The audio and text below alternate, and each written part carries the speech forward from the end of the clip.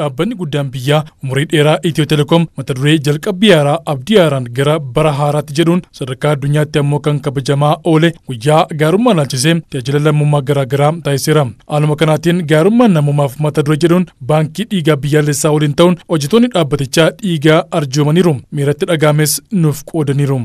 Namootni hedduun dhiiga dhabuudhaan miidhaan yeroo irra ga'u nan beeka balaa adda addaadhaan harmooliin da'umsa irratti rakkoo adda addaadhaan dhiiga dhabanii akka isaan miidhaan lubbuun isaanii darbu nan beeka. Kanaaf iyyuu har'a yeroon dhiiga kennu akkan lubbuu hambisuu irratti hirmaadhu natti dhaga'ama. Kanaaf gammachuu guddaan qaba.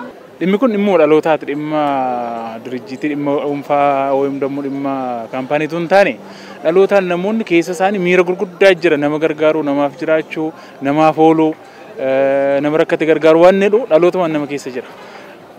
Oggaa raawwii akkasii raawwattu miira guddaa si gammachiisutti dhaga'ama. Egaa waajjirri keenya Itiyoo Telekoom hojii akkasii irratti yeroo hundumaa waggaa haaraa laalchisees bifa adda addaanis ni qopheessa.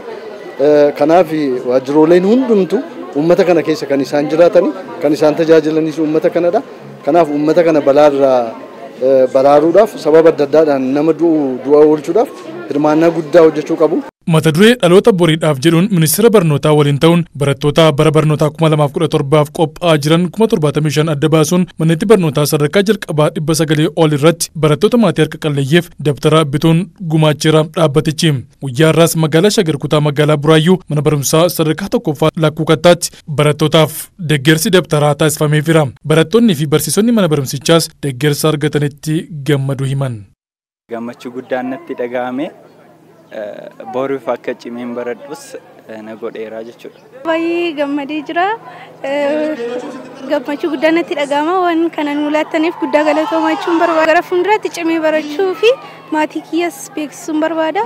Biyya kiyyaafis aamilee gaarii ta'uu barbaada. Barattoonni of danda'anii maatiin isaanii harka qalleessa ta'e waan ittiin bitatan dhabanii sababa kanaan barnoota irraa hafan waan jiraniif haala kanaan barattoonni deeggaruun barnootatti gahee guddaa qaba. Itiyoo Telekoom illee guddisnee galateeffannaa deeggarsi keessan itti hafuuf jenna. Itiyoo Telekoom bara bajataa 2016 kanatti qofa deeggarsa namummaa manneetti barnootaa magariisummaa naannoo fi pirojektoota mootummaadhaaf taasiseen qarshii miiliyoona 600 fi miiliyoona 94 baasuu hojii raawwachiistuu olaantuun Itiyoo Telekoom aadde Fireewoot Taamiruu dubbataniiru. Dhaabbatichi lammii biyyichaa teekinooloojiidhaan hidhachiisuun maddiitti hojiilee tajaajila tola ooltummaattis akka bahuun hojjechaa jiran dubbatan. Giddugala gargaarsaa Dooktara Kabajaa Abbabeech Gobanas daawwachuudhaan gumaacha taasisaniiru. ቴሌኮም ሁላችሁም እንደምታውቁት የማህበራዊ ኃላፊነቱን በትጋት የሚወጣ ተቋም ነው። Itiyoo Telekoom dirqama lammummaa isaa bahachuun beekama. Nutis jala bultii bara haaraa fi qaamni shananuu hojiilee aantummaa uummataa mul'isan hedduu ba'an. Guyyaa har'aas akka addunyaatti kan kabajamu guyyaa gaarummaa sababeeffachuun akka dhaabbata keenyaatti hojiilee tola ooltummaa irratti hirmaanneerra.